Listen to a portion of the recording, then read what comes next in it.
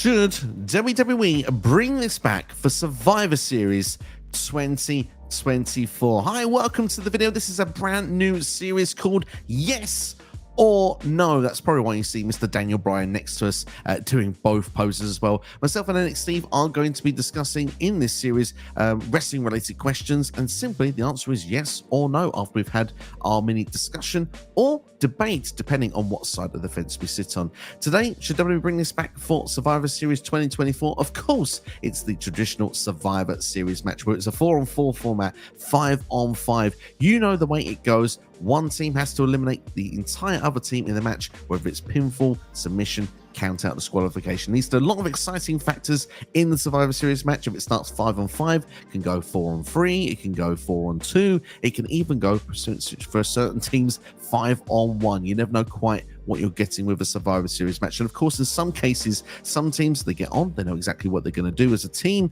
Others are thrown together and it causes some disarray. So, Alex Steve, welcome to the video. It's great to have you on board for this particular one, for the brand new series, Yes or No. And I suppose I should start with what is your discussion points you'd like to bring to the table, whether WWE should bring this back to Survivor Series, the traditional Survivor Series match? I mean, it's the reason why the pay-per-view is called Survivor Series, and it was built around this precipice of like almost not so much brand supremacy, but the idea of like even like back in the day, the 5-on-5, the elimination style match, especially now that they're going more towards factions and stuff like that. There seems to be more logic in them doing it nowadays. I mean, hell, you go back to 2019, I believe, when we did the NXT Raw SmackDown. There's always interesting ways of getting around doing a Survivor Series style match. I mean, the fact that War Games is now tending to be a part of Survivor Series now, it kind of feels like that we're going away from what Survivor Series was originally around. I've got no problems with War Games. I really like War Games, but it's like, I think for me mostly it's the whole idea of doing brand versus brand.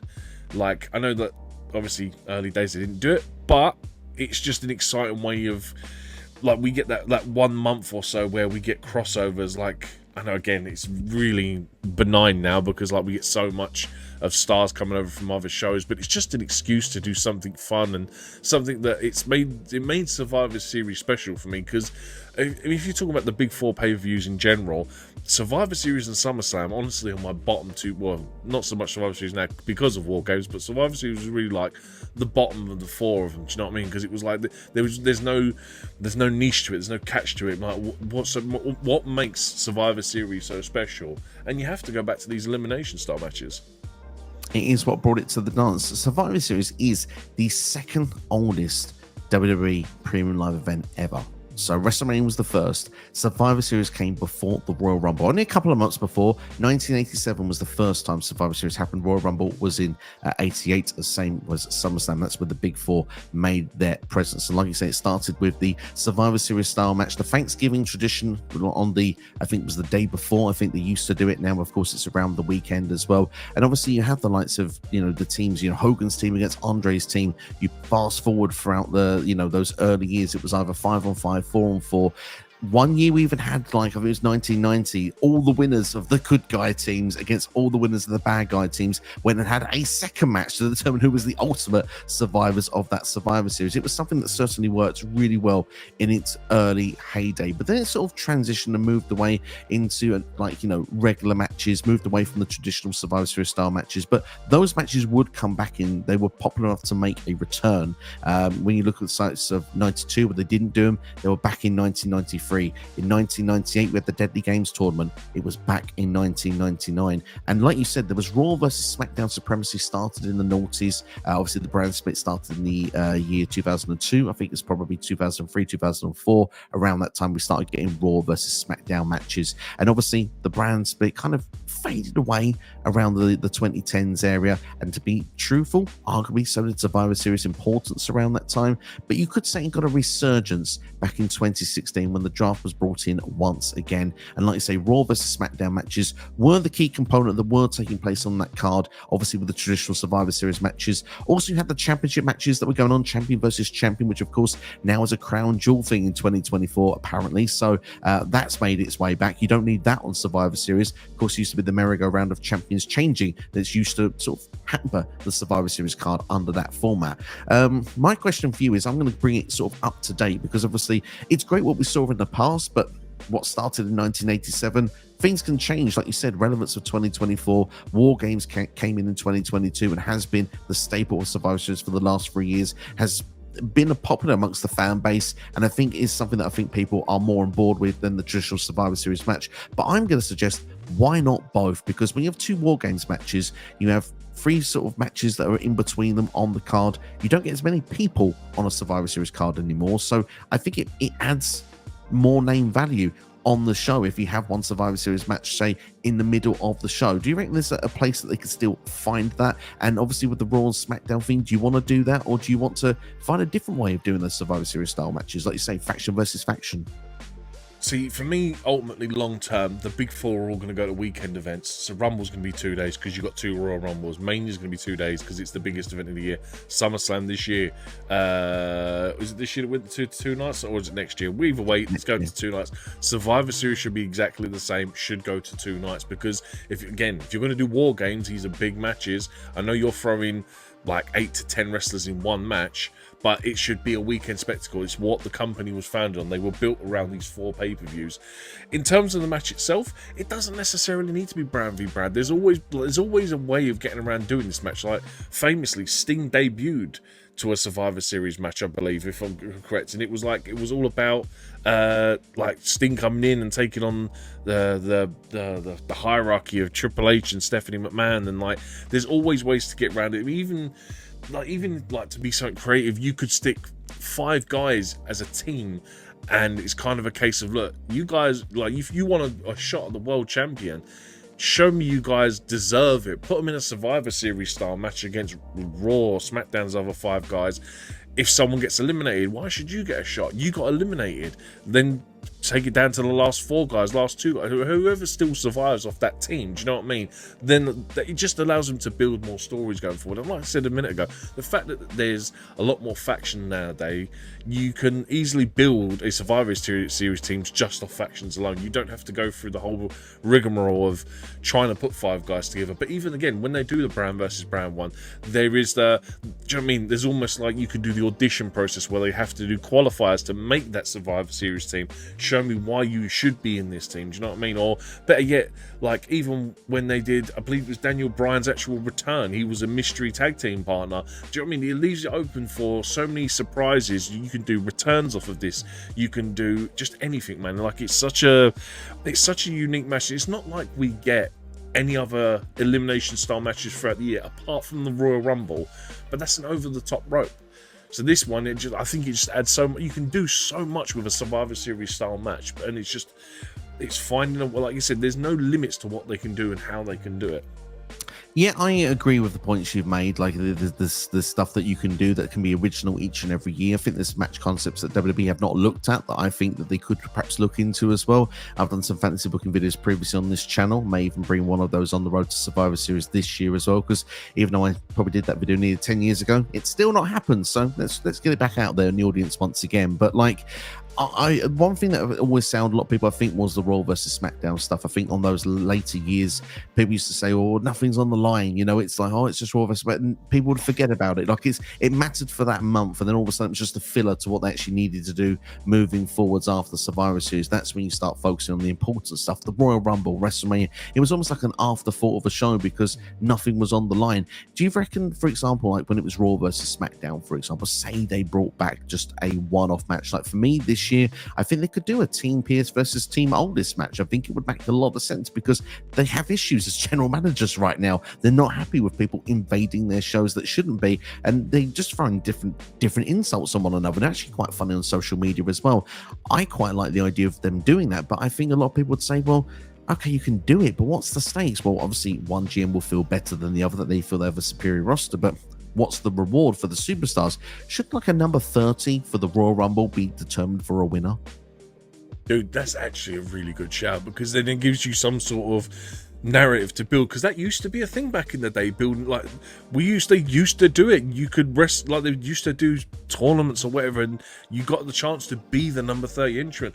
Make that part of it or something. I mean, I know what you're saying, like when, especially through a lot of the Raw versus SmackDown stuff, I used to hate it as well, because you'd get the draft like a month or two before, and they bang on about brand loyalty, and there's no point, because the guy's been there for 4 to 8 weeks. If anything, the draft should be after Survivor Series, because in that way, it's your case to chop and change. It's like, oh man, we do brand versus brand. The guys that lose, man, they should be fearing for their job. They should be like, oh, I'm going to send you to the developmental, put people's jobs on the line. Do you know what I mean? That there's always an interesting dynamic to use it for, and like I said, hopefully they can go back to doing it. It's in the last couple of years where they've moved like this year, they moved the draft to just after WrestleMania, so that like the whole idea of brand versus brand loyalty now kind of works. And I agree with what you said. If they do Team Alders versus Team Pierce, makes a lot of sense because of what's just gone on at Crown Jewel, so they could do it. There's always ways to get a Survivor Series the traditional Survivor Series style match to work. It obviously takes some booking, but like, dude, it's an opportunity to be really creative. Like I said, they do it once a year. It'd be like having the Royal Rumble without a Royal Rumble match. Do you know what I mean? It would be silly. Yeah, I agree. Is that last sentence is almost like you're swaying me towards yes more than towards no right now. When I've got to say that the one thing that I could say is probably another counter argument, if you will, is the fact you have 2 War Games matches at the moment, usually on a Survivor Series. Certainly for the last 2 years, we expect 1 this year. Maybe we might get 2 still. We don't know at the time of recording. However, those matches are usually about 45 minutes each. You know, do we need a Survivor Series match on top of that, which also could be, you know, the most of the Survivor Series matches back in the day, if they wanted to give them time, got at least 25 to 30 minutes, and that's not including entrances. Yeah, exactly, and that's why I said that I imagine Survivor Series will be the same and go to 2 nights, because then the way Triple H is booking, doing 2.5, 3 hour shows, 4 or 5 matches on a card. If you're going to do a weekend of it and you're going to have 2 War Games matches that are essentially going to take up your 3rd hour, there's 4 other hours on a weekend that you can put a Survivor Series match in there somewhere. Absolutely. I think there's, like I said, there's some creative ideas that you can do for it. And obviously, I think you're right with the idea of like the big 4 goes to their 2 nights. I think that's the thing. Then you have those, dare I say, B shows, the international pay-per-views, PLEs, those ones that go somewhere. They get the Raw, they get the SmackDown, they get the PLE, and it's kind of, that's big enough, I think, because you make a big weekend package out of it. I don't think everyone wants every show because it doesn't feel as special. We don't need 2 nights of Backlash, for example, I think is what I'm trying to say. But Survivor Series, it's one of the staples of WWE PLEs. It's one of the oldest traditional ones, so it's great to see it in. And like you say, if you have it on 2 nights as well, then you have a reason to say do War Games 1 night each. The women's is 1 night, the men's is the next night, or whichever they want to do, factions. But you can then do something with the Survivor Series matches. You have room on the card to put those styles matches on there. You can do faction versus faction. You can do wild card versus wild card. Of course, originally brought in 1995. You can do that via where everyone doesn't really get on or doesn't want to do anything. And it can be a scenario that you could even make a case of like 1990. Like you said, if it's 2 nights, maybe there is a case of the survivors make it through to the next stage and have to go again in different forms of teams. Who can be the ultimate survivor of Survivor Series weekend? It could be almost like it's like a marathon of wrestling, because we've seen things like King of the Ring. Yeah, it's like tournament matches, but in each time you get through, it's like, right, okay, who will I be teaming with next? Am I going to get one person from this team from this match? Say it's like 2 or 3 matches that determine this is what's going to be left with your next team. It's like, well, hang on, only one person survived from that first match. If I'm going to get anyone with me, I'm going to need about 3 or 4 other people to make a full Survivor Series team. There all of a sudden becomes stakes and risk and elements, and you might get into that second match that they go to the next round. Actually, it's like, well, actually, we've actually got 3 people versus 5 here, and all of a sudden you're at a disadvantage. The baby faces, can they overcome it? Is it too much? They get different stakes in different ways, and like you say, some big reward can be given to the end of it, whether it's the Royal Rumble, whether it's a title shot, whether it's, I don't know, something. Put something on the line, make it mean something, and then all of a sudden, I think people will be really invested and be really up for the idea of it again. Yeah, exactly. Like, just to play off your idea right there, if, for example, you started off the first match, the 5v5, then the winning team, whoever's left, they go into a single or a triple threat or a fatal 4-way or, do you know what I mean, a 5-way, and like they go on to a match the next night, and the winner of that then gets a #1 contenders match for the Royal Rumble. Do you know what I mean? Give them something to fight for, and you can genuinely make the Survivor Series match mean something. Absolutely. So I guess it leads to the big question: is there any further arguments you'd like to make of yes or no before you make your decision today? No, I mean, it speaks for itself. I've pretty much blagged on for the last 15 minutes, and for me, it has to be a yes, and they have to do it, man. It's the reason why this pay-per-view exists. And I've got that arm gestures just for you as well, just to prove it. Yes, all day long it should come out. I'm a big fan of Survivor Series. Like, I've got a soft spot. It's one of my favorite shows growing up as a child, because you got to see all these people team together you didn't usually get to see. I liked the idea of, who will survive with this team? And sometimes you thought, like, well, this is obvious, this person's going to survive. It didn't always work out that way. It kind of went a bit different. If a team ended up being 4-on-2, all of a sudden you went, the stakes are a bit different, and it just changed the dynamic. Nothing was as predictable it was an unpredictable environment, I should say, when it was a Survivor Series match, because anything literally could happen, and it always did. For me, it's a great place of building new stars as well. You look at someone like Randy Orton. He was the expert of traditional Survivor Series matches, many times being the sole survivor. That stuff helped him grow as a performer, helped him get the experience, the fans behind him, and helped him get to that next level. I understand with Raw and SmackDown in the 2010s, I think people got a bit stale of it. Look, for me, again, I still was a fan of it back in the day. I even went to the 2021 Survivor Series at Barclays Center, thought it was a decent show. I know that not everyone fan appreciation doesn't necessarily agree with me on that one, but I think the wrestling quality is decent on that show, and I, for one, would like to see it come back. For me, I don't necessarily need it to overtake the whole of Survivor Series. I like the addition of War Games. I think War Games is a fantastic concept, and I think it should remain a part of Survivor Series moving forward, because it's an exciting style of cage match. It's something that they've made their own twist on. WWE, starting with NXT, now on the main roster. And I think there is room for both on the show. For me, I would have, if you have a 5-match card that Triple H likes when it's one night, you can have War Games the first match, War Games the last match, so they have the biggest gap possible. You can have the Survivor Series traditional style match in the middle, in match 3, and you have 2 shorter singles matches as 2 and 4, and that way you have nice breaks in the card as well to get everything there. More people get on the show. And just as a final thought, NXT, before I go back to you, Team Oldest versus Team Pierce, after everything that's going on, just makes sense, because they can't face each other. Well, they could, and I'd be up for that as well. But at the same time, as GMs, they should have representation, and I think that it's just a good way to close that chapter, because I don't know, I don't want it to build to WrestleMania if they're going to do something like that. I think the time for that is now. I will throw in one more thing that we haven't even bothered mentioning. Why don't you do the 5-on-5 Survivor Series match inside War Games, where you allow all 10 opponents to get into the ring, the bell then finally rings, and then we get the process of eliminating people one by one till we're left with an Ultimate Survivor. Wow, interesting. I hadn't thought of that, and I think that's a very creative way to do it. It certainly could work very, very well. I like it. Well, all I can say is, from us, it's a resounding yes on this one. But comment section, it's now your turn. We've debated the good, the bad, the in-betweens. We've not talked about the 4 Doinks versus Team Bam Bam for Survivor Series 1993. The best said about that, the better. But one thing I can promise you is our worst match ever that we're dropping on this channel later in the month, so keep an eye out for that one. But if you enjoyed this video, hit the like button, share with a friend, subscribe as well. Let us know simply yes or no in the comments below. You can explain why as well if you would like to. And of course, the more support on this series, the more of this series you will get on the channel. Thanks all for watching. And each other. Yeah, use the thumbs up for the yes on the video. Use the thumbs up.